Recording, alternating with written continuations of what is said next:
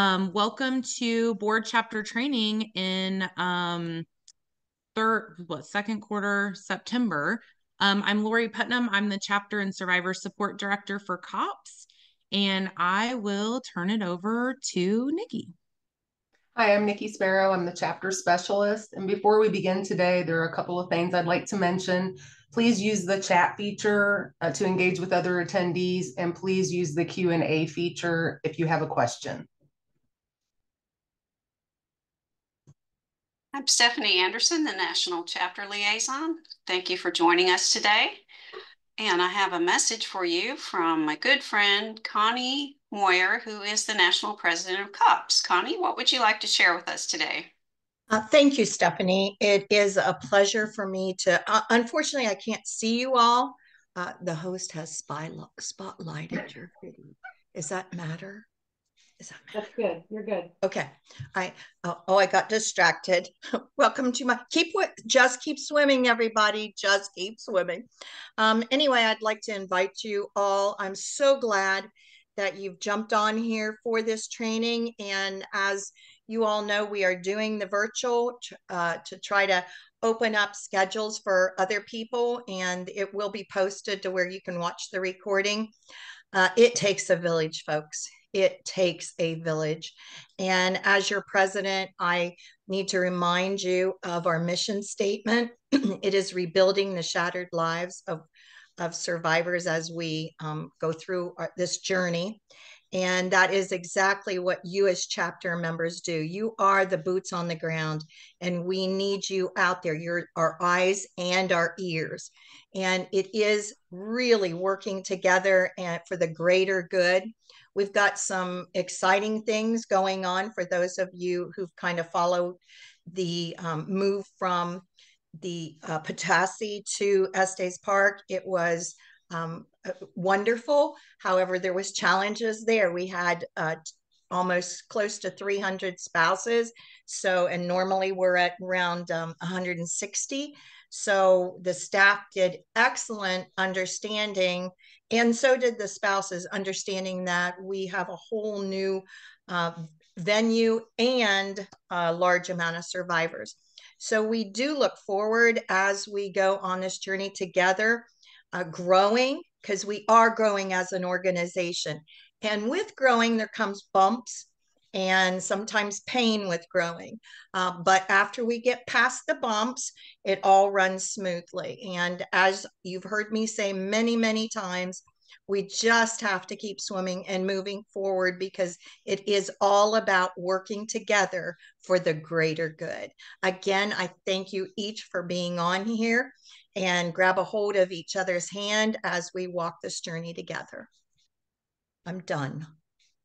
Thank you so much for that message, Connie. We appreciate you so much. And thank you all for joining us today for the third virtual board chapter training.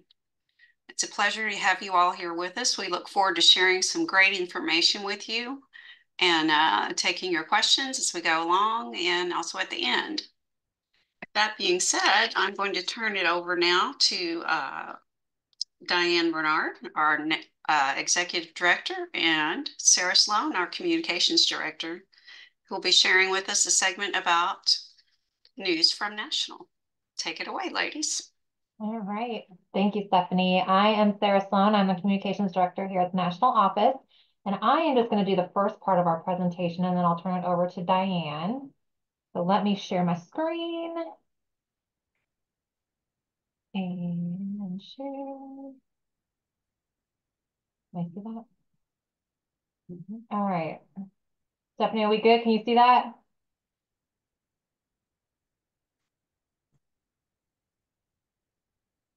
There we go.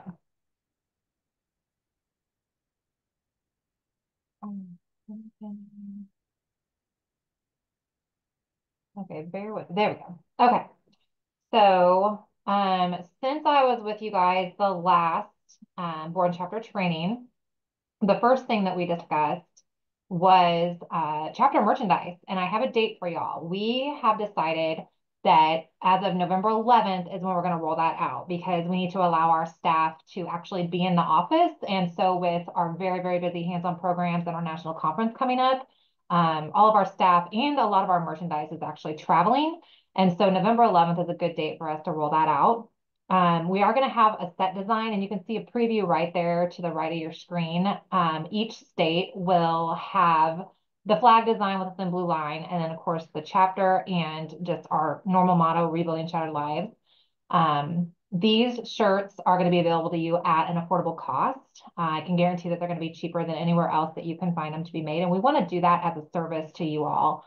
And then as we approach National Police Week, we want you to call us and connect with us and work with us on any designs that you may want. I know when I'm at National Police Week, I love seeing all of your chapters who have matching shirts, especially with your board members. I think that your surviving families need to see that.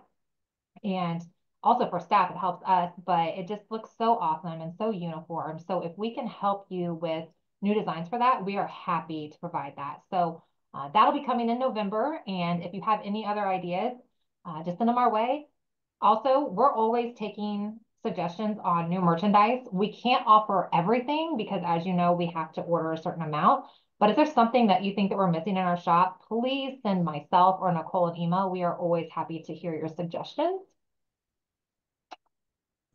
The memorial flags, these were so popular last year, and we rolled those out just before Police Week last year. And so this was a tremendous fundraiser. We're going to be doing that again. We switched up the design again because we want you all to be able to collect these.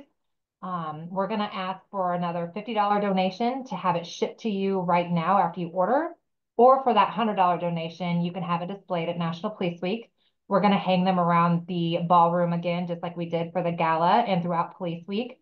I really enjoyed seeing people go to the ballroom last year and almost treat it like how you all I don't want to, basically people were treating it like the wall. They were going to their flags. They were having a moment with their flag and with their officer's name. And that was so beautiful for us to see that we want to make sure that we do this every year. So this is the design for this year, and we are taking those orders right now. And you can order those all the way up until April 1st. So be sure to get those in. The ornament, I love this design. This design comes to us from Aubrey, a little 8-year-old Aubrey. She's a surviving grandchild out of Maryland.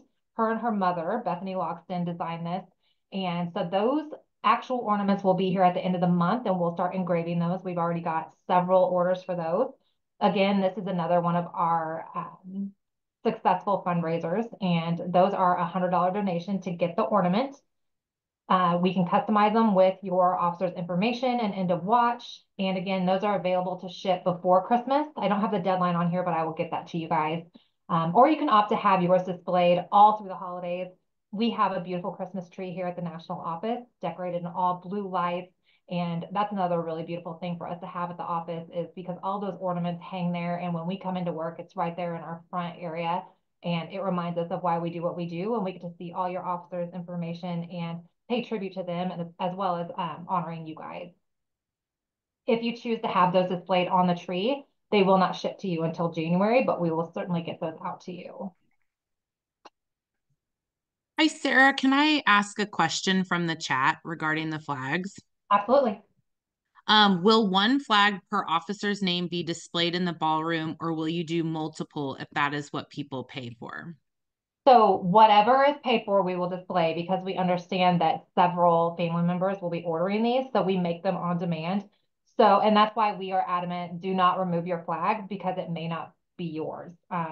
We have, we have the spouses, the parents, the children, the siblings, we have everyone ordering these flags.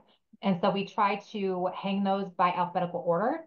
And then once we remove them on May 17th, we bring those back, and then we ship them out to the appropriate survivor who ordered those. So, but no, it is not one per. It can be, you can see several up there. Great. Can I ask you one question from Q&A about the merchandise? Absolutely. Will the shape of each state correspond I don't know if you can go back to the shirt, but I think what he's asking is, will the logos correspond? Richard, did I get that right? If you could type something. So because these are from national COPS, our national logo, we have rules to be able to sell our merchandise and to not charge tax. We have to have our official logo on them. That's why we put them on the shirt. Um, so that's why every state title is on the front, but we cannot change up the logo on the arm. However, when we start working on those board shirts or special designs, we can certainly mock it up to however you guys want. Awesome. Michelle would like to know if the flag holder will be available as well. The flag holder comes with the flag. Perfect. Yep. That's all. Good questions. All right. One of our next huge events coming up is our National Conference on Law Enforcement, Wellness, and Trauma. That's down in Orlando again, and that'll be held October 31st through November 3rd. If you have not registered yet, please note that to be in the host hotel, which is filling up very quickly, that deadline is September 30th. We do have an alternative hotel, so there are rooms available. It's just not right there on site. And then just the final deadline for the entire conference is coming up on October 17th. So please note that and let your chapters know. Some of our keynotes that we've been sending out information on is Pinal County, Arizona Sheriff Mark Lamb. We have Instructor Z, which his name is Antonio Zarbosa, I believe. I can't remember how to say the last name, but he is incredible. I've been watching some media on him, and he is definitely a favorite with law enforcement. And then a little bit of fun with mentalist Keith Kong. I didn't really know what a mentalist was when I found out that he was coming, but I encourage you to check him out on YouTube. And he's gonna be a fun night for Law Enforcement Appreciation Night. And then if you choose to bring your family, we do have special discounts available through Universal Studios.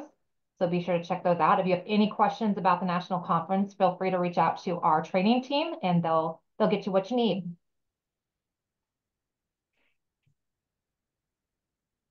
Also at the national conference, new this year, that fun little guy is our COPS Trot 5K walk and run.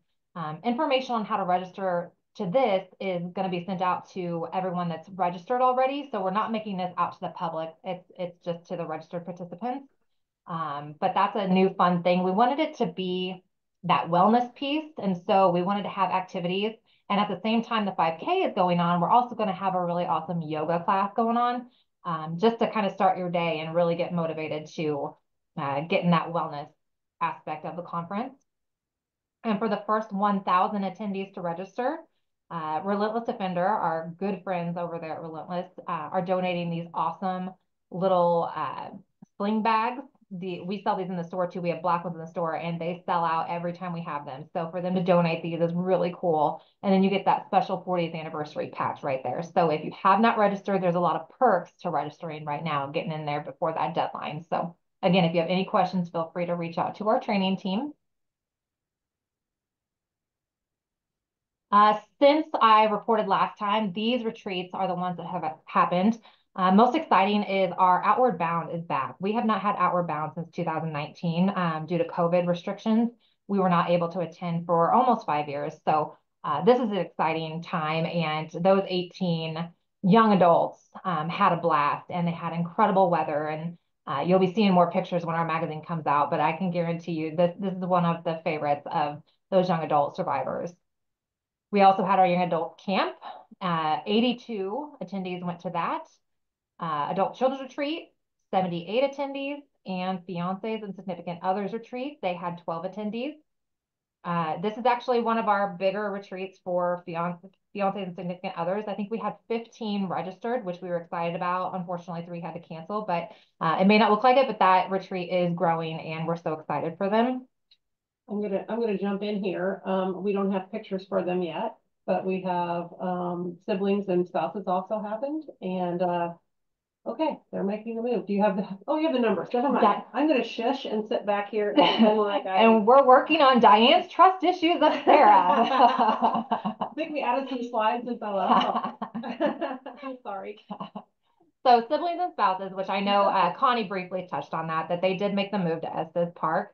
I've enjoyed a lot of the social media posts and seeing all the wildlife and the different activities. Estes Park is beautiful. And like Connie said, we had to make this move because unfortunately the YMCA Trout Lodge in Potosi, it just doesn't fit our larger retreats right now. And so 172 siblings were in attendance. You can see that group picture there on the left. And then spouses, that is a huge, huge picture. 270 spouses were in attendance. That's more than 100 more than we're used to. And I've heard nothing but good things. I've heard that the air up there is a very real issue, that it completely changes. So if our Colorado folks are on there, you're probably laughing at all of us, but that is a very real thing that I think people were woke up with. But we also had Boost Oxygen who donated canisters to everyone. So I think those were used by both attendees and staff. So be prepared if you're thinking about going to those retreats next year, that the altitude is very different there. So, but as for the activities and the space, the food, everything seemed to be just positive. So we're excited to see those reviews come in. Remaining dates for the next month, really. Today, for our surviving parents out there, today is the last day to register for the parents retreat. So please let your chapters know that. But the next one is coworkers retreat coming up on October 4th. Extended family is coming up on October 11th. The Suicide Survivors Fall Retreat, and this is for the surviving parents, step-parents, siblings, grandparents, and other extended family. That's coming up on October 18th, and of course, Parents Retreat will happen on October 25th. So we look forward to welcoming all of you at those retreats to round out our hands-on program season. Next special event is our C.O.P.S Walk Southwest. That's happening down in Arizona. So we just had those dates released to us, February 22nd through 23rd. If you want some nice weather, although when I went there in 2013, it was the first time that they had got snow in like 10 years. So I'm not going to say you're going to have beautiful weather, because sometimes you don't. But awesome walk down there. Great support from the Arizona chapter. So if you haven't done a C.O.P.S Walk yet, I recommend going to the Southwest one. Unless you're already signed up for the Harper's Ferry, that's a beautiful one as well too, that's happening here pretty soon. So this is big news. Surviving and Thriving next year. I don't want to say that it's joining the national conference, but it is going to happen at the same time in the same location. But I assure you, they are two separate conferences. They're just going to be held in the same area. So we will probably have one cop shop, maybe one registration area. We're still working out the logistics, but the actual events and the participation, those are going to be separate. But both of those are going to be held in New Orleans. So that'll be November 13th through 16th. And more details will be coming to you about both of those for 2025. And then I think this is my last slide before I turn it back over to Diane, but reminder that Law Enforcement Appreciation Day is coming up on January 9th. Stephanie sent out some information on the Blue Blood Drive. So if you have not sent us your point of contact for who's going to be hosting your blood drive, please send that to us by October 1st, just so we like to track our numbers and let the different blood collection agencies know the success that we're seeing.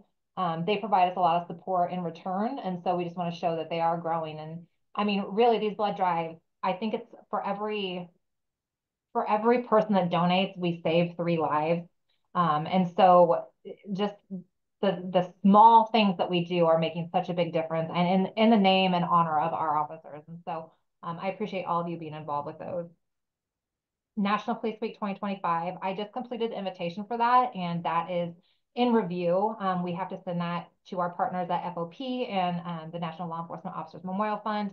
And then once everyone signs off on that, we'll be getting those out to you. And registration is set to open in December of this year. Speaking of National Police Week, we are going to be doing the Blue Honor Gala again this year. It's always held on May 14th at the Washington Hilton. So that is not changing this year. And that is where you'll get to see those flags displayed. And then I know Erin and her team are very, very close to securing all the hands-on program dates for 2025. So we'll release those as soon as we have them. as well as the traumas of law enforcement trainings will be announced soon. So again, if you have any questions about anything that I've discussed, feel free to send me an email or call me. I'm here for anything that you guys need, and I'm going to hand it over to Diane. Oh, Sarah, one question before you go. And I'm quoting this directly from the chat from Jennifer Williams. Because Colorado is annoying, when can we announce our TLE publicly?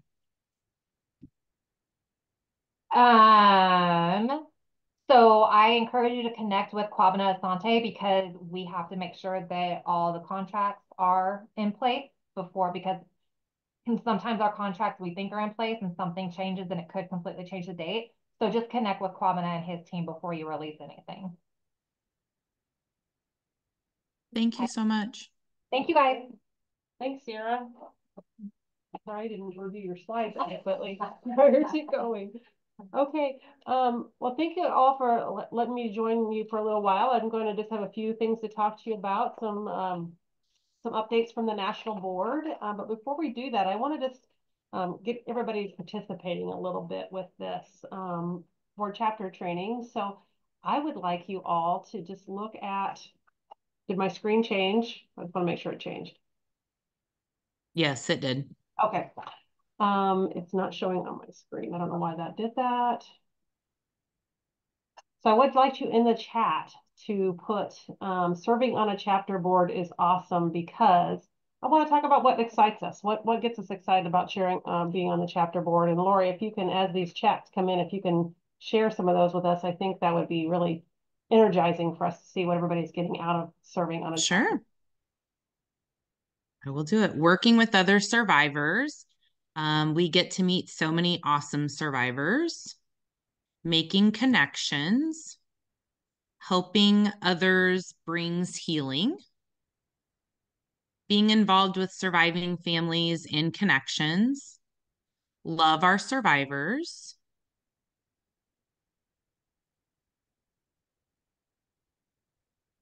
learning more about C.O.P.S, making a difference in other survivors' lives, helping others helps me, helping those who have such little hope. I love putting faces to names and watching new survivors begin to heal. I love we make it less lonely. Paying forward what was provided to us at the time of our loss. Understanding what the rest of the board has been doing for us all of these years. Being able to see that you actually make a difference. Making connections helps, and helping survivors helps me heal. Get the opportunity to give the same support that I received from C.O.P.S, a great support team, helping start the healing process. Coworkers being included is essential. Seeing the difference we make to people and that we all care. That's awesome. I came up with a couple myself. Let's see. Does the screen say right now? Does it have my bullet points on there? I have two different screens. Yes. Okay, I'm following it. Okay. Sarah left the room and left me unattended. That's what happens. So I love all those suggestions, those things that you put out there, because I agree with so many of them. And actually getting to work with each one of you, I was reminded of that at Spouses Retreat and Siblings Retreat most recently, and adult children. Just having that connection with survivors is it's so energizing.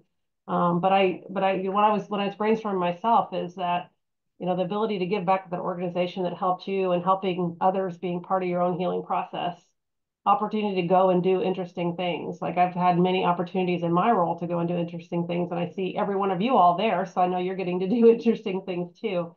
And then a way to stay connected to that law enforcement culture in the community, and that's one of the things that I've heard from survivors is that sometimes it's very hard that, you know, when your officer is alive, you're part of that agency, and in some agencies, you sometimes will lose that connection to the law enforcement agency. I hope that doesn't happen to you, but I've heard from survivors that for some that it does. And so through C.O.P.S, you can still stay connected even on a national level if you're not able to on your local level. And then also just that it's fun.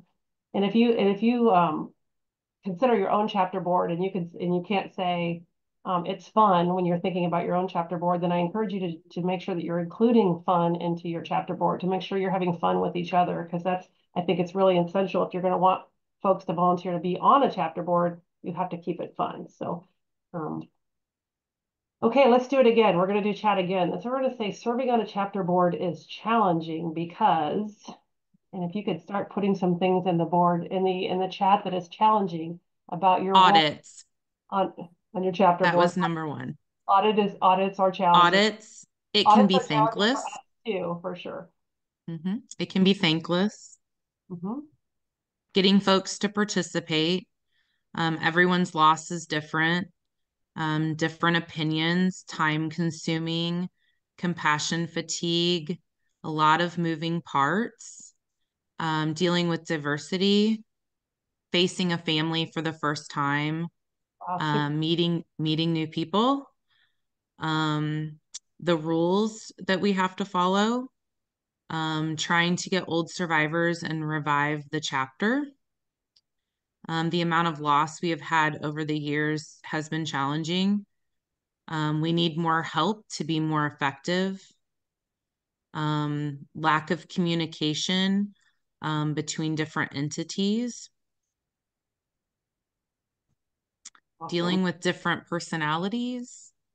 Yes, And yeah, distances in the state. That is real. That's a real challenge. Hopefully some of this virtual and some of the decisions that are being made by your national board that is really listening to you that I'm about to announce will help with that. I'm going to give you the ones that I came up with when I was putting together this presentation. I want to acknowledge that it's a volunteer position. Y'all don't get paid for it, and it does take an enormous amount of your time. Sometimes it takes more time than others, different times of the year, but it absolutely is a time commitment. And one that we appreciate and recognize that it's important that we have to have the chapters doing that in order to make C.O.P.S successful.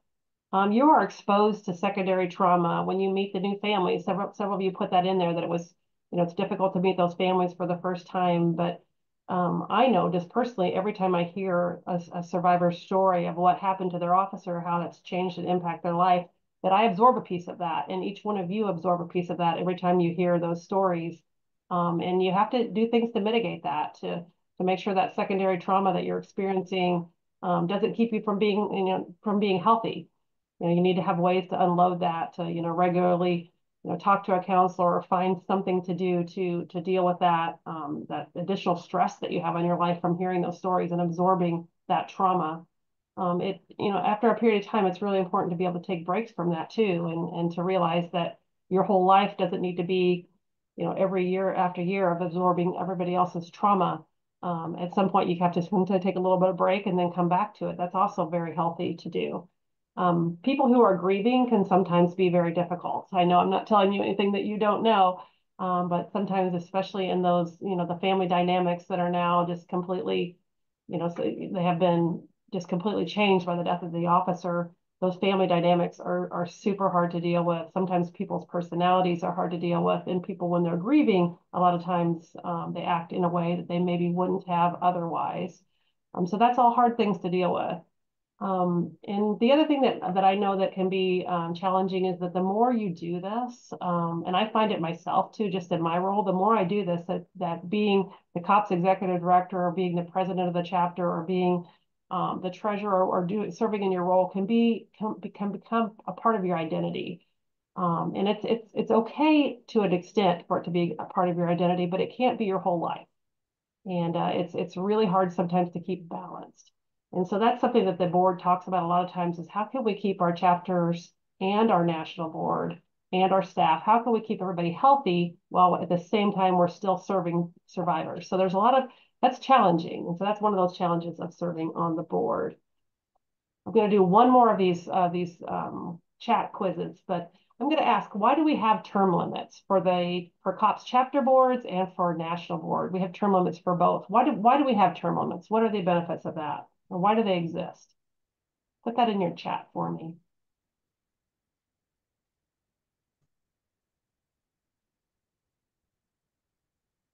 New ideas, to not get burnt out, Yeah. encourage new ideas and new people, Change isn't always bad coming from a cop.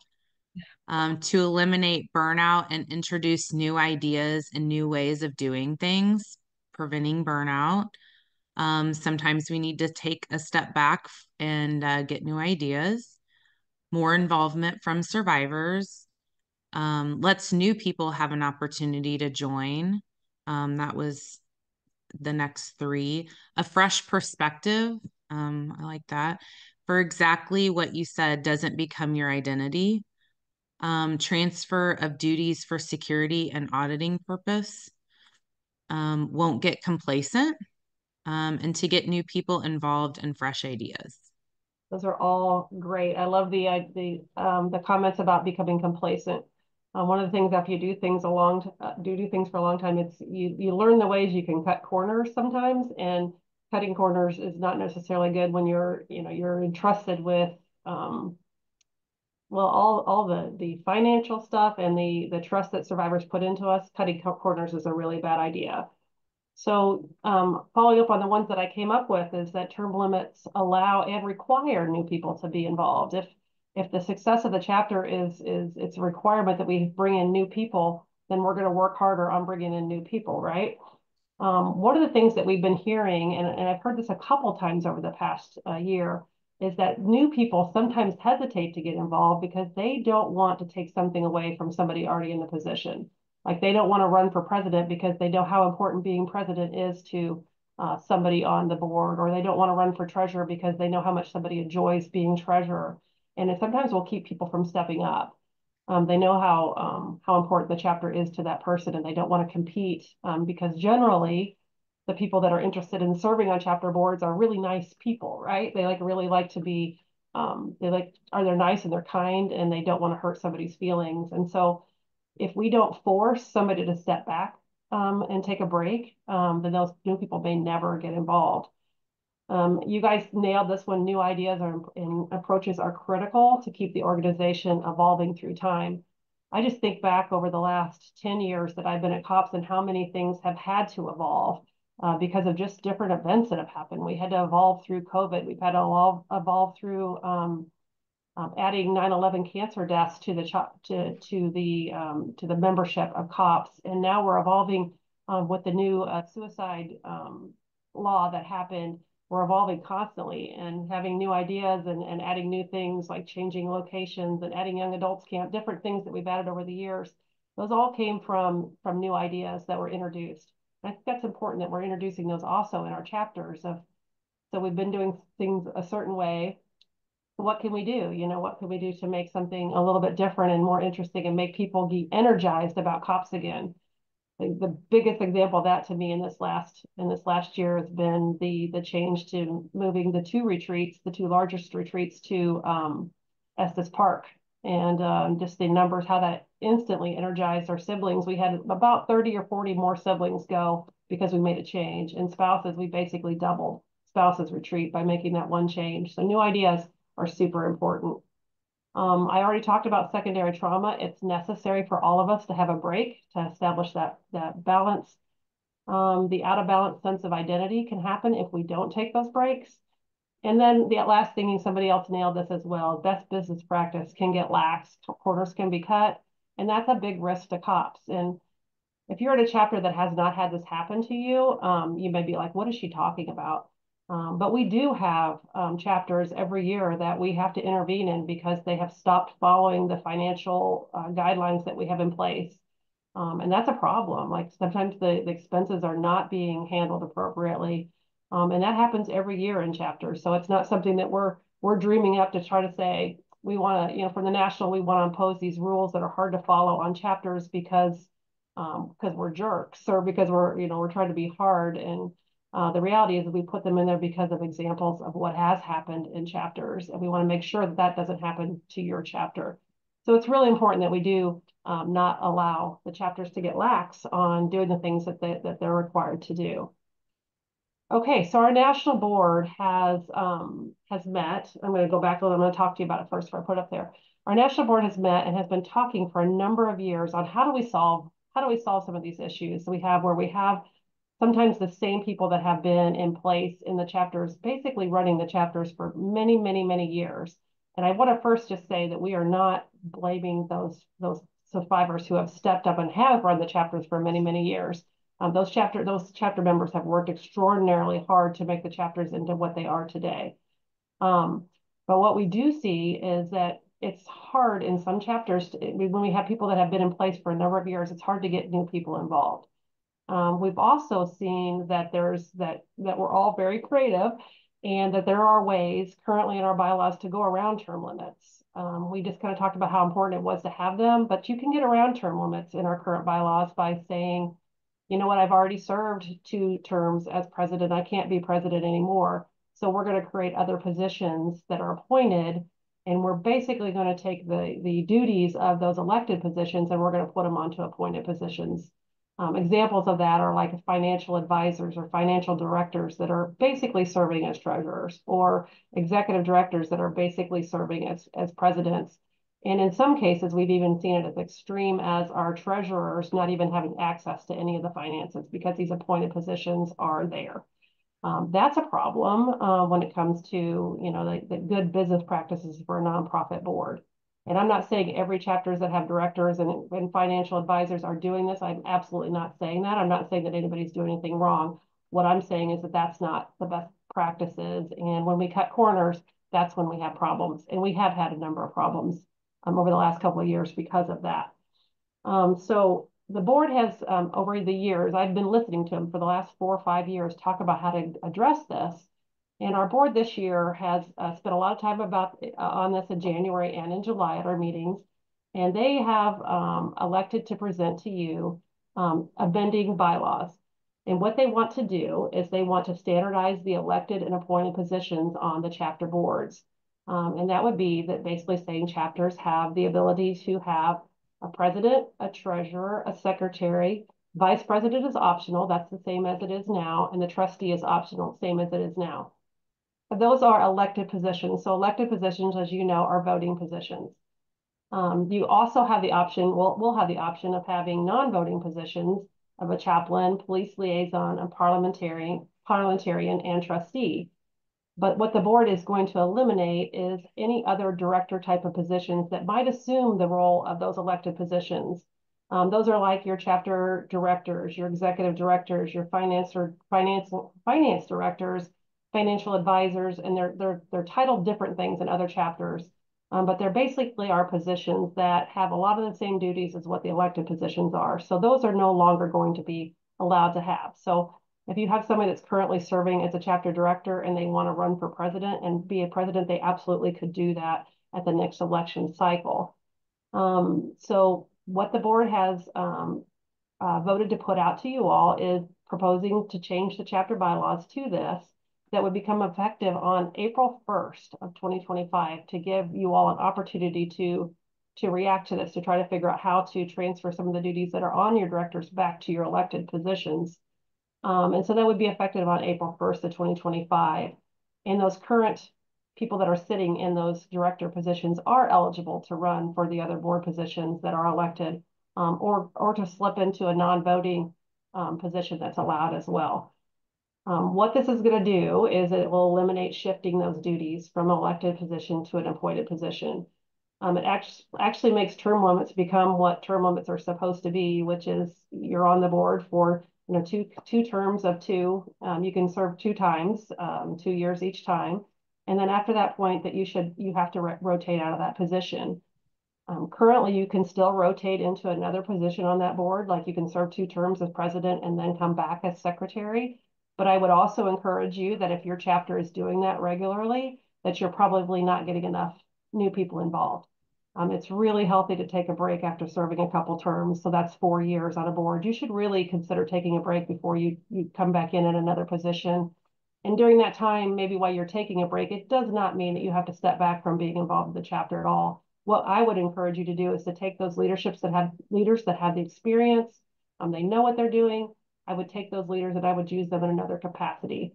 I would use them as a committee chair. Maybe put them in charge of planning your event. If you have a gala, maybe you have your gala run by somebody who used to be the president, so the president can do some of the other business of of the chapter. But utilize those leaders that are rotating off, keep them involved. You don't want to be shutting a door on them. But they should be taking a break from being in that leadership role, maybe not responding to all the line of duty deaths, those sort of things. The other piece on it was the immediate past president. The board believes that the immediate past president should be a non-voting position.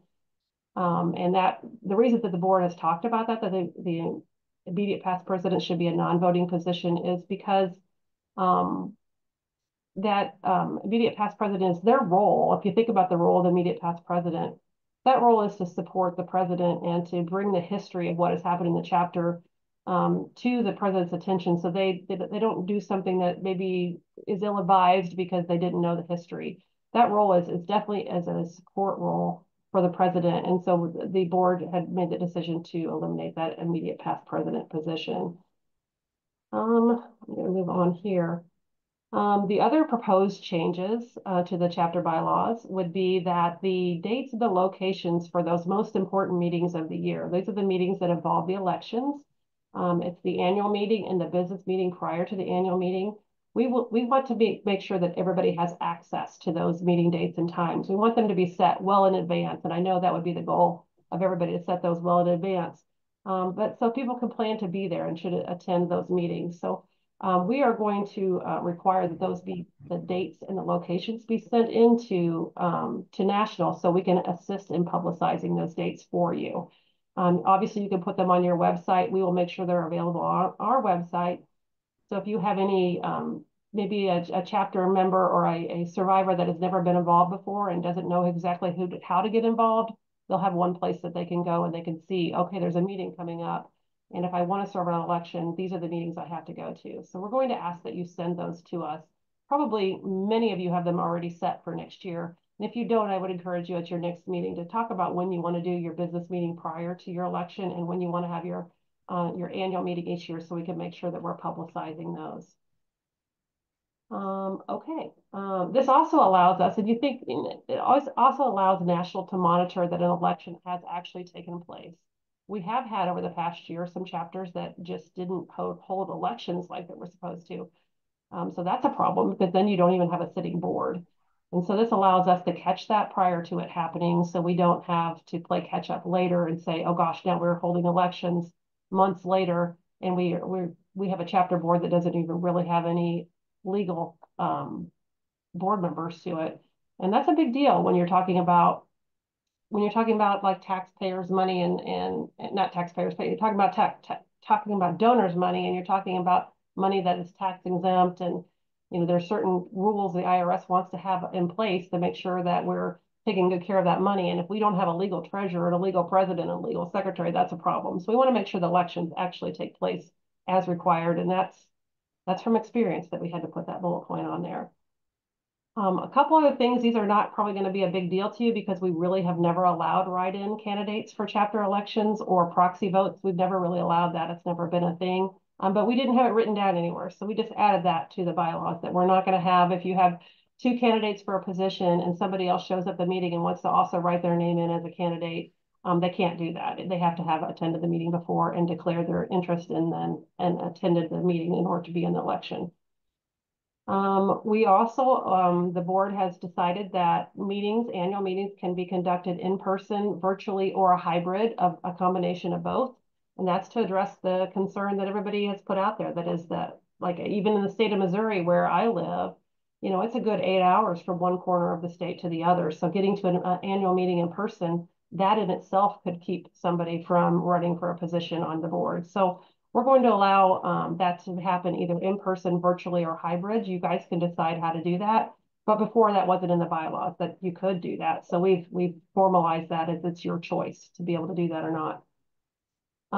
Members have to be at least 18 years old to vote or hold elected office. That was never written down anywhere before, so that's been added. And unfortunately, that was added because, if you think about it, if you have a contested election and anybody that's a member of C.O.P.S can vote, we could have a 5-year-old voting for the election because that's somebody else that can vote for whoever their parent or something tells them to vote for. And clearly that child's not making that choice. And so we're putting the same as the national elections, just in the United States, it's 18. And then the last thing is that we've had this process to implement bylaws that sometimes takes years to get chapter bylaws amended whenever a change is made. So what we're going to do is, if national is making the change and you really don't have a choice, although I'm going to tell you in a minute about how you do have a voice, but you may not have a choice in the fact that the national board has voted to change your bylaws. In those cases, we're going to send those to you. We're going to update them and send them to you for signing. What we were doing in the past, crazy as it is we were sending them to you to sign. And then it was required in the bylaws that you send them out to your membership and they vote, and it comes back to amend your bylaws, but there was really no choice there. Like you couldn't vote no to not take the changes that were mandated by national. We will keep the process in place. So if you want to change your own bylaws, if you want to change your bylaws, then you still do need to make it go out to your membership. They need to have an opportunity to weigh in and vote on that before you change your bylaws. But once they come down for national, we're just going to send them to you with a DocuSign, which is so much easier. We can send it to every board member and get it back in a much quicker fashion. So we are fixing that silly loop that we had in the process. Okay, I just talked a whole lot, and these are all proposed changes. The board has voted to move forward with these changes, and basically what they've voted to move forward to is sending it out to you for contact. They have not, or for comment. They have not voted 100% to go forward with these. They are suggesting that this is the changes that we make, but they want to hear from you. So you have between now and October 25th to send in your comments on any of these changes and your suggestions. And those should go to our bylaws committee chair, who is Lynn Perry. And so those can be suggested. And Lori, would you put in the chat Lynn Perry's email address? So if anybody wants to email Lynn Perry, they can do that and put their proposed, their comments about any of these proposed changes right back to Lynn. So I have talked a whole lot. I'm going to just, I guess, end by saying congratulations. If you think about C.O.P.S, and as we're ending the year, we're ending our 40th year celebration of C.O.P.S, which started very, very small, and we're now over 81,000 members of C.O.P.S. And we went from a very small staff to a larger staff, and we went from no chapters to 54 chapters that we now have in the country. That's a lot of growth over the last 40 years, and that took a lot of people that have just been the grassroots of C.O.P.S for many, many years to do that. And I would just want to say to you all, the mission that was created back when C.O.P.S was formed by those initial architects, the pioneers of C.O.P.S, the real rebuilding shattered lives, that has never changed. And that is so unique to an organization. If you think about that, to a nonprofit, we are so unique because of that. And I feel like we're going strong and things are going well. But I just want to say happy anniversary to all of you as the survivors, as the chapter leaders, as the ones that are basically running C.O.P.S. Happy anniversary and congratulations on 40 years. That's really amazing. And it's been a fun year celebrating the whole thing. So Lori, I'm going to turn it back to you and Nikki. And obviously, if you have questions in the chat, we will get back to you on those questions. Lori, is there anything that I need to answer right now? There was only one question that I believe I can get an answer over to her. It was confirming what trustee optional meant. So I think I can send that answer over. Okay, that sounds great. All right, well, thank you all. I'm sorry I talked a lot, and I will turn this back over to Lori for the next thing. All right. Or to Stephanie. I'm not sure who I'm turning it to, but I'll turn it back to you. It's Nikki. It's okay. Oh, thanks, Nikki.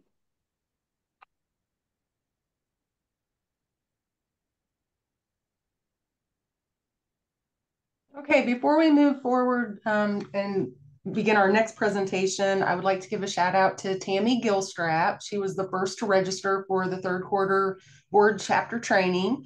So Tammy, I'm going to be in touch with you. You're going to get a bottle opener coin, and you have the option to have that engraved. So I'm going to touch base with you to see if you want that engraved before I send that out to you. And I'm going to turn it over to Stephanie to discuss best practices.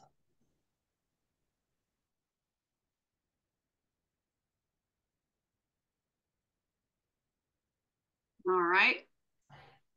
Thank you, Nikki. Thank you. Diane mentioned a few things about best practices, and so I've put together a presentation here that's going to touch on some best practices for our three main offices: President, Secretary, and Treasurer. Let me get my screen shared with you here.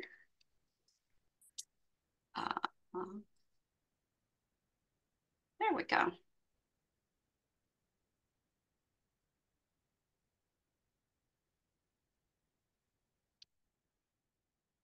All right, terrific.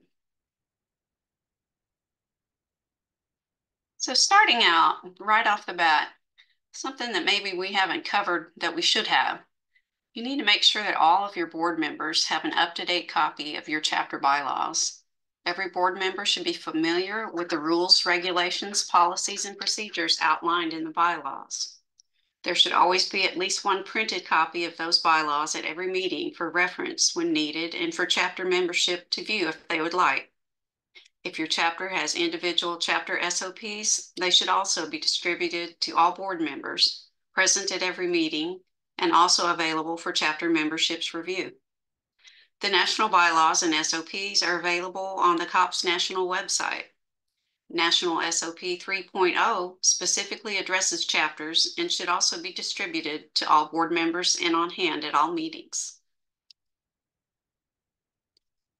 Article 6 of the chapter bylaws addresses duties of the chapter officers. There are a number of general duties listed that apply to all chapter board members and some guidelines as well. As you continue on through Article 6, the specific duties of the president, secretary, and treasurer are listed. These are the three required positions. Your chapter may have other officers such as vice president, trustee, law enforcement liaison, etc., and their specific duties will be spelled out below those of president, secretary, and treasurer in the bylaws. Board members should familiarize themselves with not only the duties of their position, but also have a basic understanding of the duties of the other positions so that everyone has a clear understanding of who will be taking care of which specific duties. Best practices would include some level of cross-training to provide some knowledge of other positions to each board member in the event they may run for a different board position at some point or be called upon to assist in a special circumstance. Here's a list of some best practices for presidents. Maintain frequent contact with your board members.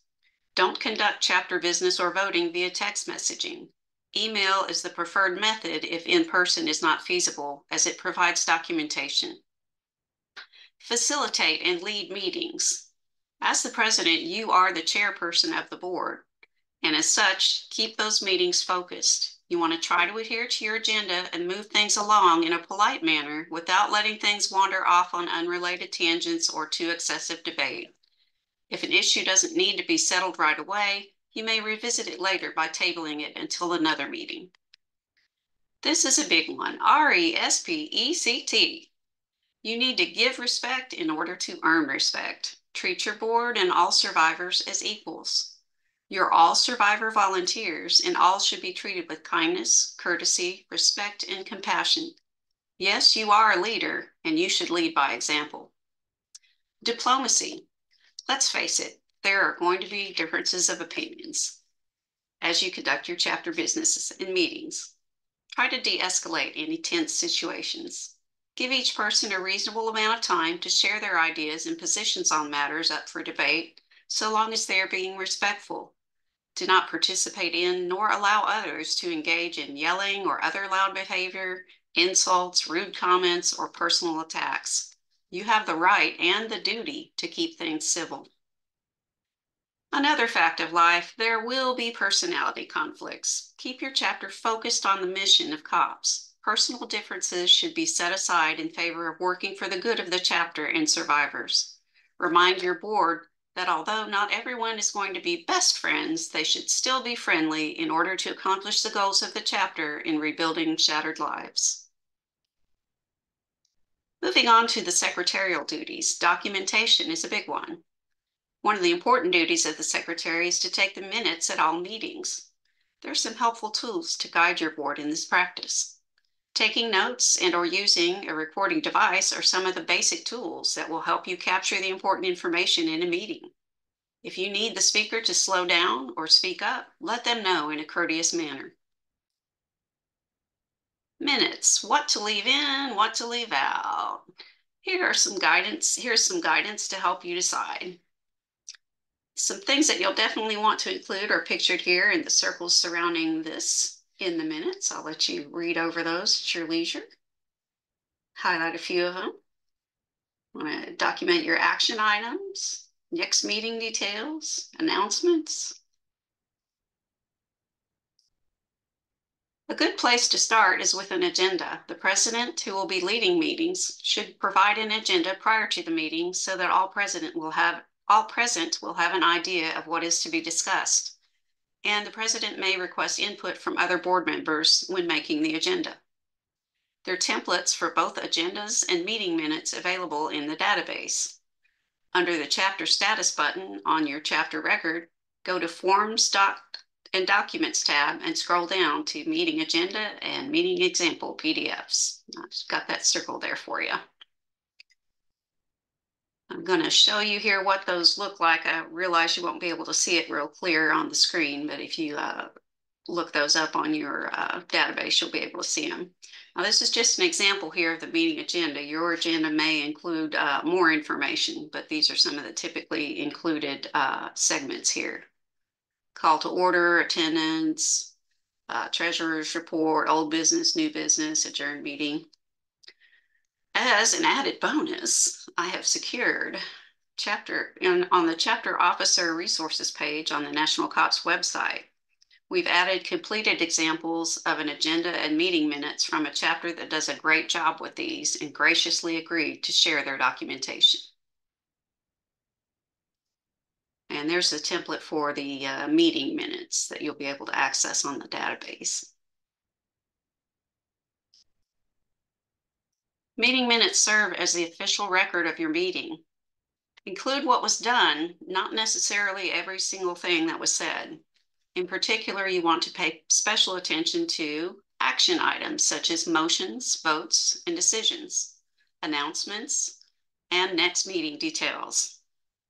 Never include opinions or editorialize.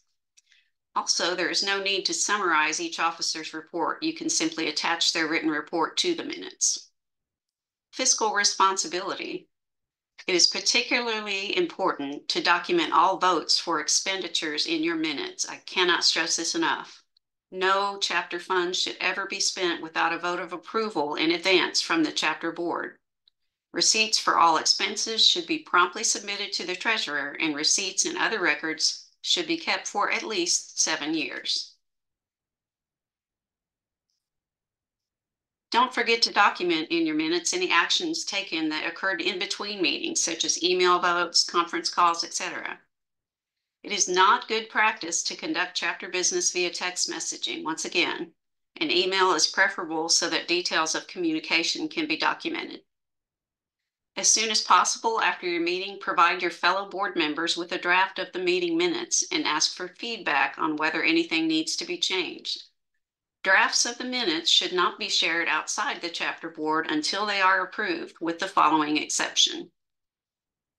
Remember, chapters are required by the bylaws to hold meetings at least once per quarter. Some chapters meet on a monthly basis. Either way, meeting minutes for the quarter are due to National no later than 30 days after the conclusion of each quarter.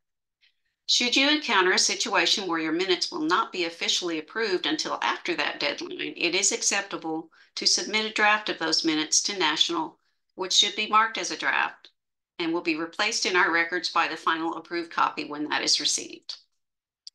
If the secretary will be unable to attend a meeting, let your board know as soon as possible and have a plan for who will be taking the minutes in the secretary's place.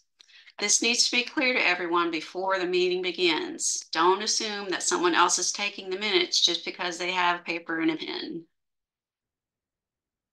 Some best practices for secretaries. Try to get the minutes drafted as soon as possible after a meeting while things are still fresh in your mind. The longer you wait, the more likely you are to forget what took place and in what order.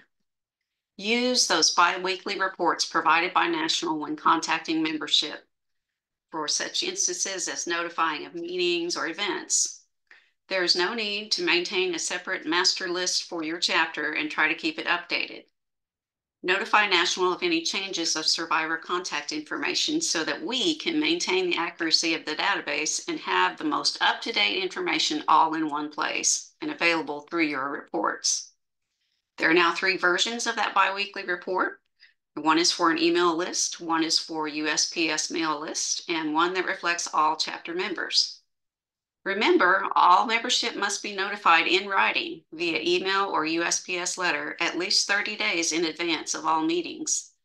Posting notice on Facebook page or on your website is an additional step you can take, but it cannot be used in place of the written notice. Thank your donors and sponsors. A letter of gratitude is a small yet tangible way to let them know that they are appreciated. And don't forget to invite them to your events when appropriate. For example, golf tournaments, run, walk, bike events, galas, etc. They enjoy the opportunity to see the results of their generosity, love to hear survivor stories, and get a sense of satisfaction seeing how their donations have helped COPS help survivors. I'm going to move on to the treasurer now. Heavy lifting. Just look at that fella struggling with that box. There is a lot that rides on the treasurer's duties, and they can become very heavy. There is a lot to keep up with: bank statements, receipts, reimbursement forms, computer files, checkbooks, and list goes on. A lot is riding on that performance, as I said. Not only keeping the chapter's books, but also making deposits, preparing quarterly financials and forms due annually, maintaining compliance with various IRS requirements and state laws regarding charities, to name a few. Fiscal fitness. Although there are many money-related duties in the treasurer's position, ultimately, the chapter's financial health is the responsibility of all board members. Accountability is key. Use care if you have a chapter credit or debit card, and make sure any purchases or expenses have prior approval from the board. Once again, very important. Obtain receipts for all expenses and promptly turn them in to the treasurer. What else can we do to help the treasurer? One helpful tool for the treasurer is the calendar for chapter paperwork, posted on the COPS National website on the Chapter Officers Resources page. In fact, this is helpful for all chapter board members, as it gives an at-a-glance view of when reports, documents, and forms are due to National. This will help you plan ahead, mark reminders on your calendar, set alarms on your phone, whatever you need to do, keep you on track for turning things in on time and complying with deadlines. Another help to treasurers is to turn in all receipts for expenditures promptly. Once again, at National, we suggest taping the physical receipt to an 8.5 by 11 sheet of paper so that it is less likely to get lost. Or if your treasurer is okay with it, texting or emailing them a photo of the receipt. Remember, chapter funds should never be used without prior authorization through a vote of approval from the chapter board that is clearly documented in the meeting minutes. There should never be a situation where you spend chapter money, whether it's cash, credit, or debit card, without authorization and rationalize it that, well, we'll worry about that later. Don't do that. This should go without saying, but I'm going to say it anyway. Never use chapter funds for personal purchases. There have been instances where someone has accidentally grabbed the wrong card out of their wallet and inadvertently used a chapter card for a personal purchase. We understand that. Sometimes mistakes happen. If this happens, please notify the treasurer immediately and reimburse the chapter from your personal funds immediately. Some best practices for the treasurers. Be firm and persistent, but courteous when seeking receipts for expenses and reimbursements. Follow up when someone says, "Oh, I'll have to see if I can find that." Don't just let them slide. Airline and rental car expenses, typically purchased online, will email the purchaser a receipt. Have them check their email. Uber and Lyft receipts can be accessed through their apps. Have them check their apps. Some vendors and businesses can recreate a lost receipt if you explain it is required for an expense report or offer you a handwritten receipt. You never know until you ask. Reconcile your bank statements monthly rather than waiting until the end of the quarter when you will have to do 3 months worth at a time. It will be easier to research a problem when you are looking at one bank statement rather than 3. There's no need to send the monthly reconciliations to National, just quarterly financials, but doing the reconciliations monthly as you go will help you. Consult with the previous treasurer or an experienced treasurer from another chapter for help and training when needed. Your region trustee or chapter support staff at National may be able to help match you up with someone. Utilize the resources on the chapter officer resources page on the National website. If you get stuck, reach out to chapter support staff at National for assistance. We may be able to help you or point you towards someone who can.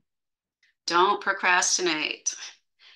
Can't stress this enough. Waiting until the deadline date to begin working on your quarterly financials, annual paperwork such as 990s, audits or financial reviews, state annual reports where applicable, ties, etc., will likely not result in meeting the deadline and will usually result instead in increased stress and mistakes. Here are just some general tips that apply to all chapter board members. All board members should keep communication courteous and respond promptly to requests. Even if you're not immediately able to provide an answer, acknowledge receipt of the email or voicemail and let the other party know when you will be able to respond. Check your chapter email regularly and use out of office or vacation responder messages when you'll be unable to check your email for an extended period, and let other board members know if you will be unavailable. Here's a handy tool, Robert's Rules of Orders. You always want to consult the bylaws and the SOPs first, but if you come across a situation during a meeting that is not addressed by the bylaws or SOPs, parliamentary procedure defaults to Robert's Rules of Order. The complete unabridged version is quite a hefty volume, but we recommend the more concise version pictured here, which is currently priced at $7.99 on Amazon. You can learn about proper procedures, making motions, quorum, etc. A worthwhile investment to have on hand at all meetings, particularly the helpful tables in the back of the book. And that concludes the presentation on best practices. Let's see if I can't get this back over to, read this. Lori and Nikki, thank you for your attention. Thanks, Stephanie. Now we're going to do a drawing for another prize for the bottle opener coin. And again, whoever wins, I will reach out and see if you want your coin engraved. I do love prize time. And the winner is Lachelle Lucatordo. Congrats, Lachelle. I will be reaching out to you by email or phone to see if you would like your coin engraved, and I'm going to turn it over to Lori now. Perfect. Tammy Gilstrap, I see that you raised your hand. Do you have a question that you can put in the chat or the Q&A?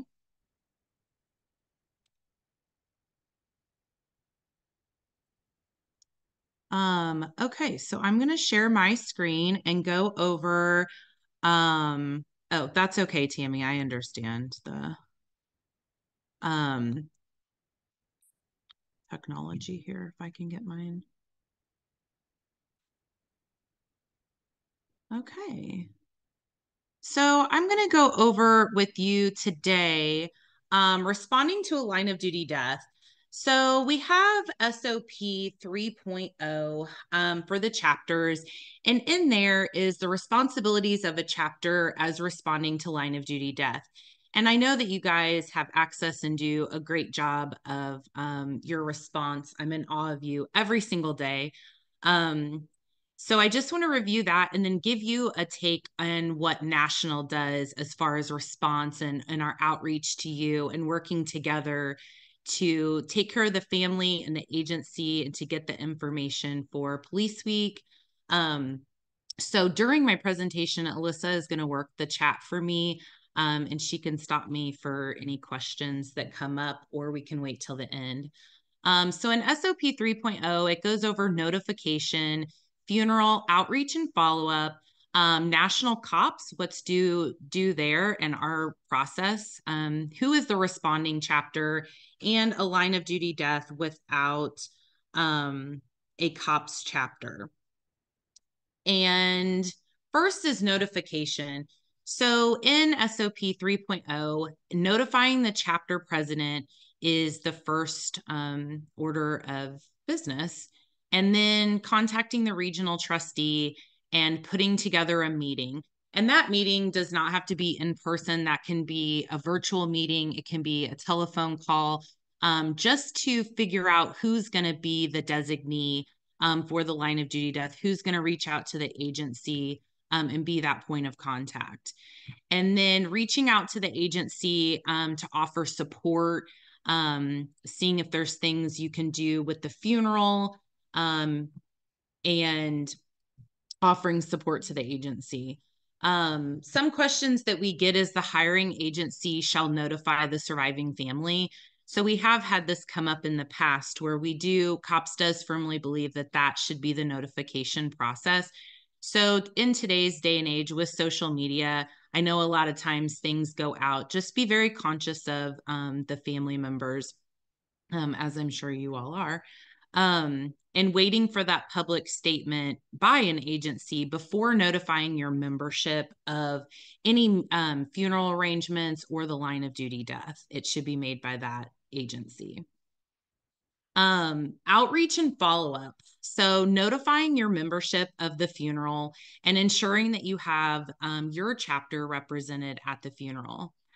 When you feel it's appropriate, some say 2 weeks after the funeral is an appropriate time, but when you feel appropriate, be sure to follow up with the family, offering peer support, and then discussing benefits with the agency and with the family. And then comes national C.O.P.S. Like, what do you send to national C.O.P.S after a line of duty death? I know all of you probably know Alyssa Starnes. She's our survivor specialist who works all the line of duty deaths in the country. And the 3 requirements that the S.O.P say within 2 weeks of a line of duty death, we should receive the survivor contact form, the coworker contact form, and the officer statistic form. And a little bit later, I'm going to talk to you about our collection of statistics and our tracking for our grant purposes. But these are the 3 forms. Now, sometimes we understand 2 weeks may be too short. Some of you get it in sometimes the day after. But Alyssa will reach out and have that discussion and kind of talk to you about that and getting that family information if you need assistance there. The responding chapter. So the initiating chapter will be where the agency is located. And any line of duty deaths that may occur with questions, being it could be in an area where there's not a chapter or it's right on the border, please contact your regional trustee, and the regional trustee will get with the NCL, and then they will get together on who will be the responding chapter. And then notifications will be made to the chapters by the regional trustee. But always feel free to reach out and get those questions answered immediately, so that we know who's clear on the notification or the initiating chapter.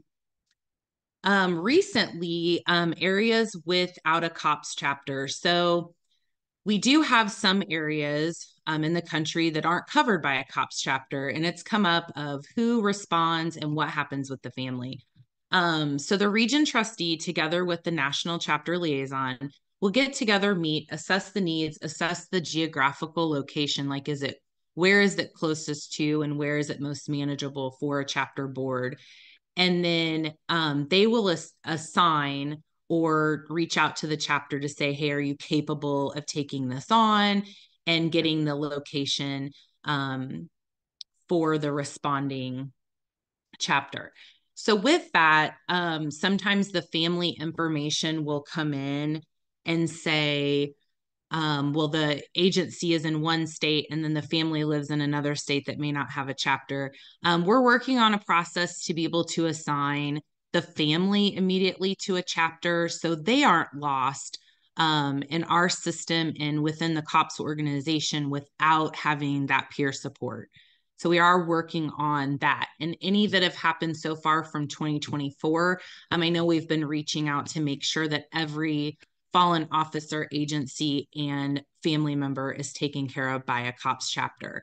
So thank you. That really does show the giving and the love that you have for areas that don't have a chapter, because every single one of you are always like, yes, of course we will help. So really appreciate that. And then you may want to know, like, what is our process at National C.O.P.S, and why do we call, and maybe why do we ask, and all of those things. So I wanted to share with you our process.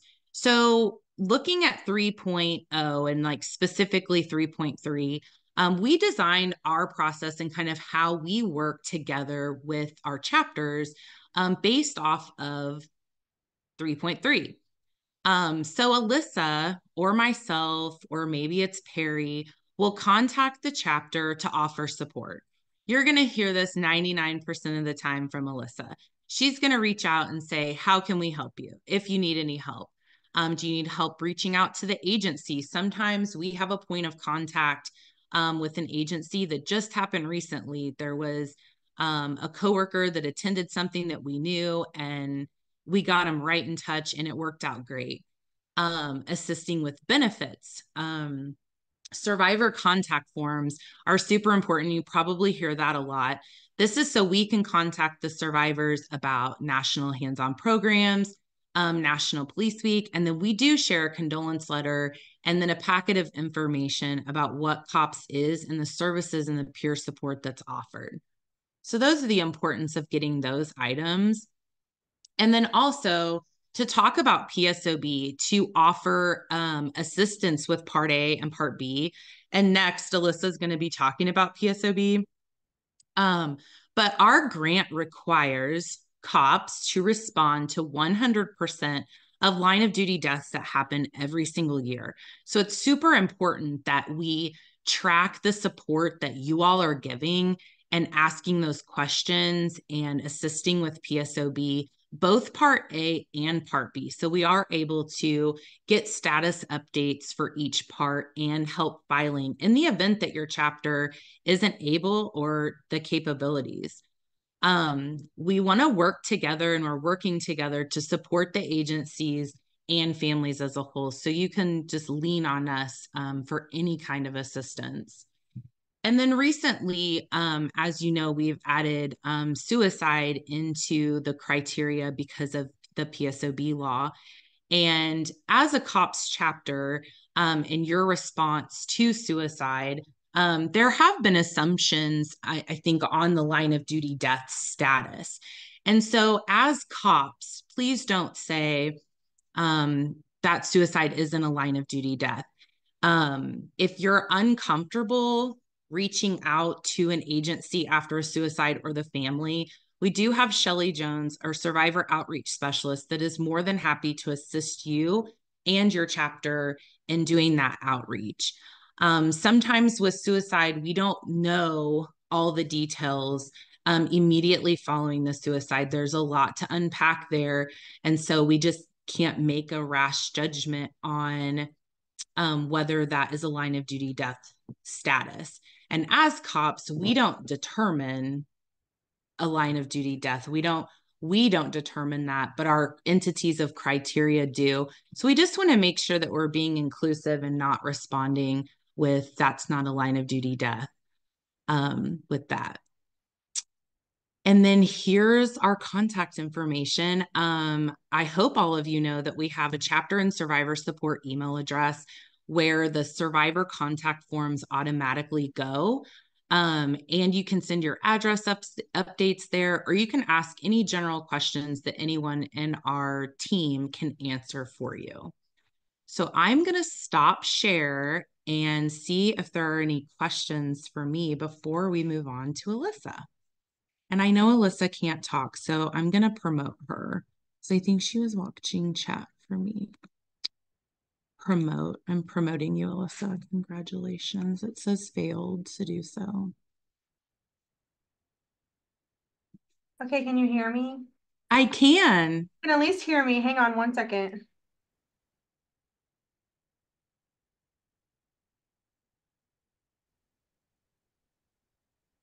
Are you there? Hi, everyone. Hi. Okay. There was no questions. Actually, Awesome. there's one. I see one. Is it in the Q&A from Cindy? Yes, yes. Okay. Why are suicide on our rolls before they are determined a line of duty death? maybe on the reports. So we handle the suicides just as we would happen or help any line of duty death.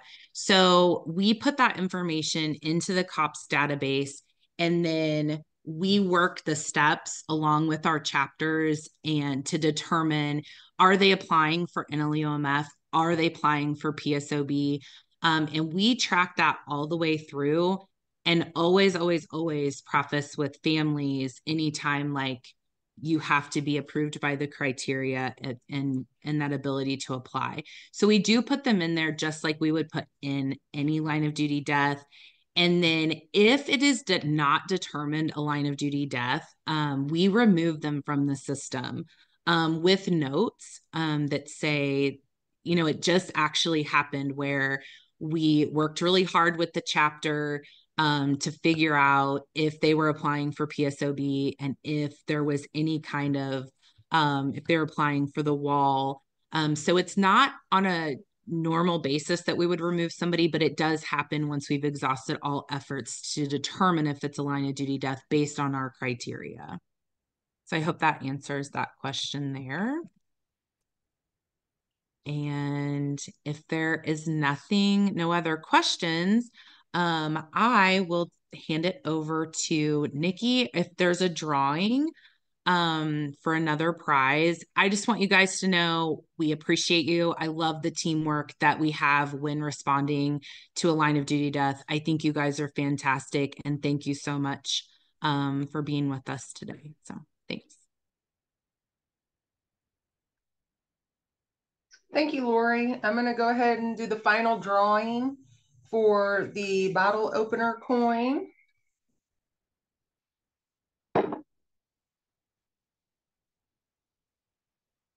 And it looks like Barbara Crumbacker is the winner. So I will be reaching out to you to see if you would like your coin engraved. And I'm going to turn it over to Alyssa.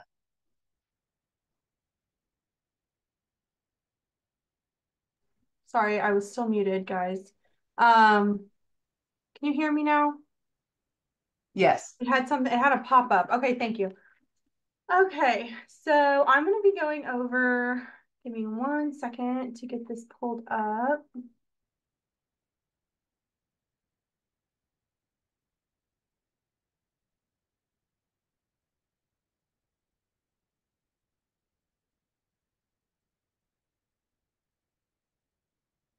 Perfect. Awesome. So I'm going to be going over PSOB today. Just as a brief overview, and I just want to preface this entire presentation with a couple of things. First being, I want to echo everything that I know Connie said, Diane said, Lori even said. We wouldn't be able to do what we do with C.O.P.S without chapters and without having boots on the ground offering support to the survivors. I know a lot of you have heard from me, and we're working together, and it's something that I just could never say thank you enough for what you do in the chapter, especially, when I'm reaching out saying, oh, we need this, and this, or, if you have any questions, anything like that. I just want to preface that. And then going into the presentation today, I want to preface with, when talking about PSOB and SOSA, they're one in the same. So whenever I say PSOB, just know that that falls under that as well. So to start, just as kind of a little bit of history here, the PSOB Act was enacted in 1976, providing death and education benefits and disability benefits to survivors of fallen law enforcement officers, firefighters, other first responders, also disability benefits, as I mentioned before, to officers catastrophically injured in the line of duty. PSOB reviews more than 1,000 claims submitted each year. As you all know and are all familiar with, it's not a quick process. I just thought that might add a little bit of perspective as to how many they actually go through each year. And then who's covered? Public safety officers and serving a public agency in an official capacity or with or without compensation as a law enforcement officer. So this is one of the questions I get a lot, especially when there's one that's questionable or We're not really sure, does it? So this is kind of a little bit of an overview of that. Corrections officers, probation and parole officers, judicial officers, firefighters, public rescue squad, obviously police officers, disaster relief workers, and under certain circumstances, it could be police or fire chaplains that we are looking at there as well for PSOB. These claims, PSOB claims, are done in two parts, as a lot of you know. So part A, this is going to be completed by the family or whoever would be eligible for that payment in this case, or an authorized representative. That is going to need written permission from the survivor. So if you as the chapter are filling that out on behalf of the survivor, that's something that I run across a lot when working with chapters and survivors. They do have to have that written permission, and it is something that can hold up the process of getting your claim reviewed. This is going to be information provided to establish a payment hierarchy. That is the best way, I think Lori told me that actually, to think of it as, okay, it's going to sound kind of weird. Why do you need birth certificates? Why do you need my marriage certificate? Why do you need divorce decrees? They are establishing who is eligible for that payment. So it's really crucial when you're, sitting down with a survivor for the very first time. Even if you're just calling them on the phone and saying, hey, we'd love to get started with you with this. Having that prepared is another big thing that can hold up your claim being processed and reviewed. So getting those things together and then filling that out. If anybody has any questions about any of that, I'm always happy to help fill that out, to walk through it as somebody's filling it out. I'm always happy to do that. Same for part B, except this is going to be completed by the employing agency. This is going to be information about the officer's employment and information about the line of duty death. That's pretty straightforward. Again, stuff that we can help with. A lot of agencies, some agencies, this is their first time having a line of duty death. So walking through that, and even if it seems super maybe simple to us because we've done it a lot, they have no idea. So if you ever need help talking to an agency about how that process looks, why they ask for the things they ask, I'm happy to help there as well. The filing time frame you have for death claims, 3 years after the public safety officer's death, or 1 year after the receipt or denial of state death benefits, workers' comp, etc. Same for disability claims. If an officer who's catastrophically injured comes to you asking those questions, it's the exact same, except for it's 1 year after the receipt or denial of any other benefits related to the disability. A little bit that's different here for the SOSA claims. Those can be filed 3 years from the enactment date, which was August 16th, 2022. If the death or injury occurred before then, but not earlier than January 1st, 2019, they're also eligible. So it would be 3 years from the enactment date. If it was before that, it's 3 years from the enactment date, but it can't be older than January 1st, 2019 for that filing time. A little bit about the review process. This is the majority of where questions come to me about is, well, where is it at now? What's going on? I can check on the status of a claim. Lori can check on the status of a claim anytime. Even if they haven't heard something for a while, that's when I recommend, hey, if you guys have questions, let us know. We can just get an update for you. If not, just for peace of mind, knowing that they have everything they need. But when a claim is fully submitted, meaning both parts, all part A's and the part B is submitted, you'll get a report form received and then a claim number assigned to you or to the survivor. Basic documentation will be requested or confirmed that it's received by an outreach specialist. This is the person that's going to compile everything, make sure everything is received before it moves on anywhere else. So that's going to be, the marriage certificates, death certificates, birth certificates, all the things are going to be compiled by this person before it even moves on. So it's pretty important to get that in the very beginning. And then once the entire claim has been reviewed, documents received, a determination will then be prepared and reviewed by a benefits specialist before moving on to the PSOB director. And then after that determination is reviewed, approved, it then goes to a legal review, and then a written notification to the goes to the survivor and to the agency. I do want to note that depending on the nature of the claim, there could be additional medical review. It just depends on the circumstances. This is, as a lot of you probably know, it's not a quick process. It is not something that's in and out, done and over with. So again, even if just for peace of mind for survivors, always reach out if you have a question about the status of a claim or have questions about filling out a claim, anything like that. We are always happy to help. And if we don't know right away, we will find out for you.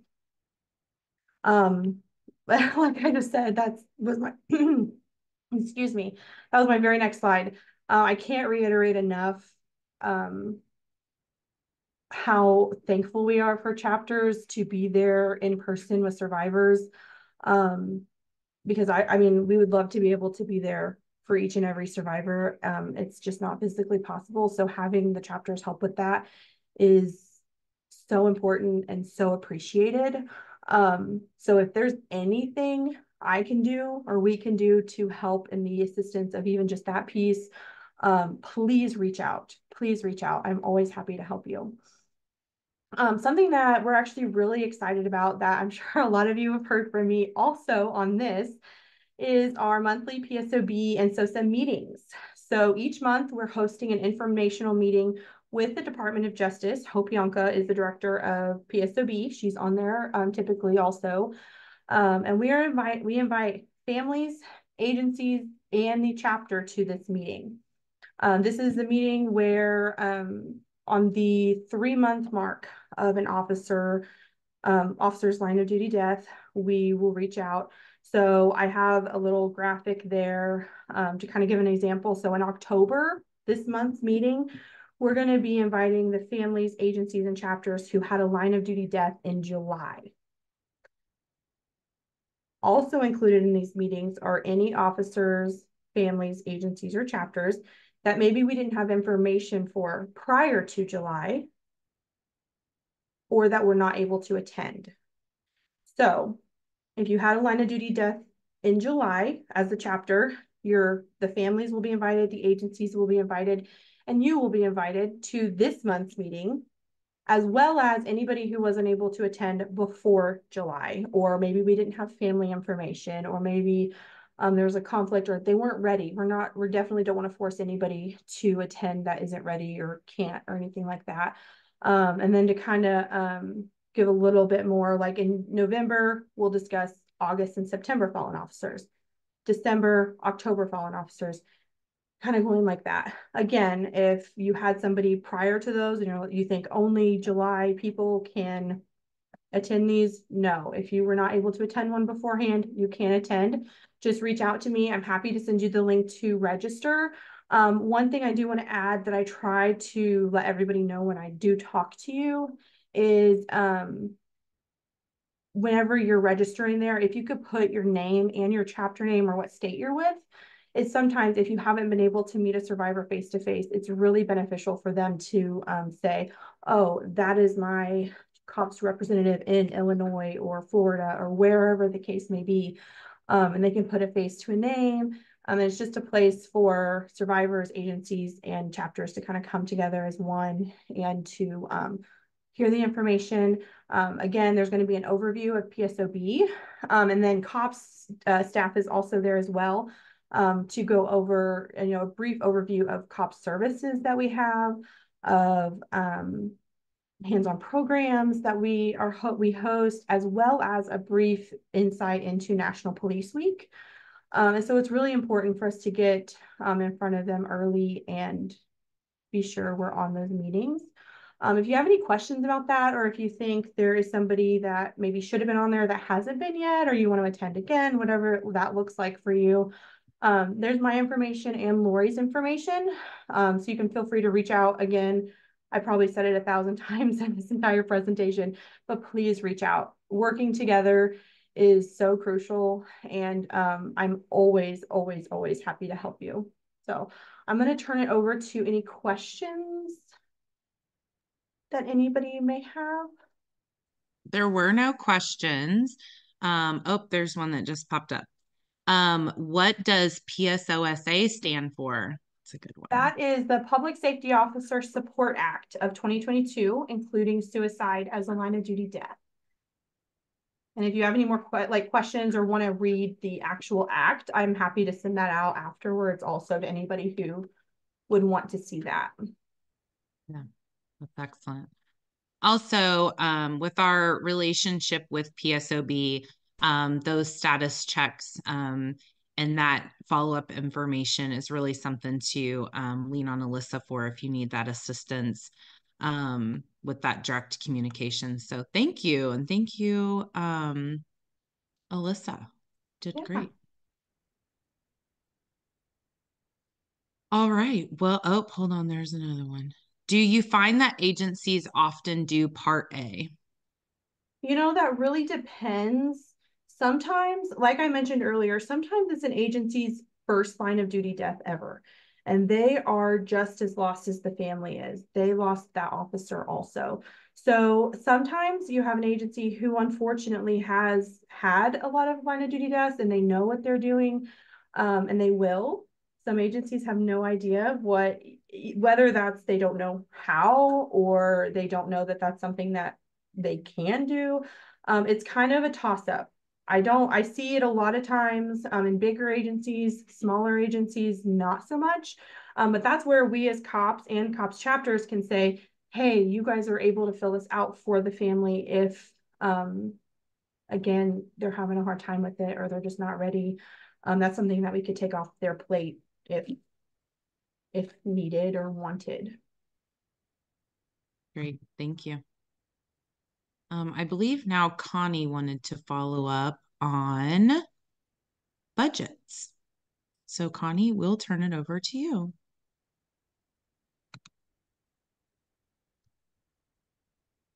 Okay, I wanted to hit up a bit. It said I can't start my video. Isn't it on? We can see you. Okay, I was just going on the screen talking to me. I wanted to talk a little bit about budgets and the financial responsibility of the treasurers. I know that we talked a little bit about all of your expenses have to be approved by your board. But sometimes it is very difficult when you're doing an event or something like that to keep going back to the board and asking for permission to spend it on this, that, and the other. And so I suggest you do something called budgeting. And that's where you go back to possibly events that you've done in prior years and look approximately at what the cost was to do that event, and then up it by 10% or maybe 15%. Go to your board and state, this is how much was spent at this year, in this year for this event or something that you've got going on. And I would like to set a budget that we will not exceed the expenses over what the budget has set. Again, that really takes a lot of pressure off of the board approving each individual expenditure. And that way that there's nobody coming in behind saying, hey, I need this or I need that, and I just went ahead and did it. Also, treasurers, sometimes you just have to be the bad guy and be very, very blunt on, I either have the receipt or you're going to be paying it out of your own pocket. You'd be surprised how quickly those expenses receipts get to you. So again, I just wanted to bring you up to date on budgeting. If you have any additional questions, I'm sure the staff or I would help you out in that in any way. And that's all I've got. All right. Well, thank you very much, Connie, for that additional information. That's very helpful. Thank you all again for joining us today. It's been a pleasure relaying this information to you, and we love to hear your feedback. When you click on the Leave button to leave the webinar, a survey will pop up. If you could go ahead and complete that, we'd sure appreciate it because we'd like to get your feedback. Thank you so much for joining us today. Wait, I want to answer this question from Linda. You got another one. Linda, So understanding correctly that original receipts are not required. So oftentimes, like I know when we're traveling for C.O.P.S, and we pump gas and then we take a picture of the receipt so we don't lose it. That's very acceptable to do, to have a picture of the receipt or a copy of the receipt. And I don't know if there's any other questions, but if you put them in the chat, we'll be happy to answer. If not, we will see you next time. I will say that the next chapter training date hasn't been decided, but it will be in November or December. And with the primary focus being National Police Week 2025. And we will have members from the Fraternal Order of Police Auxiliary here to talk to C.O.P.S chapters about National Police Week. And then, of course, the registration and all the knowings and goings on for National Police Week. So stay tuned for that. All right. Well, there's no questions. So